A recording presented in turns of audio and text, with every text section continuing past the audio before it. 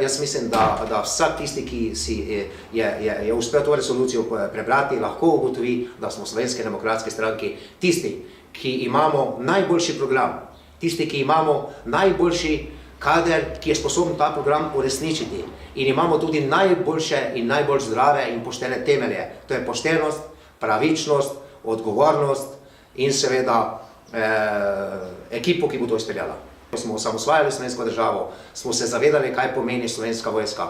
V tem trenutku lahko ugotavljamo, da so te stranke, sploh politične levice, poskušale vse, da bi uničile Slovensko vojsko. V Slovenski demokratski stranki bomo ponovno Slovensko vojski dali svoje mesto v slovenskem političnem prostoru in s tem sebi zagotovili in svojim državljankam in državljanom, svojim otrokom in svojim vnukom varnost v Republiki Sloveniji, da se ne bodo bali, da bodo tukaj lahko sproščeno, kvalitetno preživljali svoje življenje.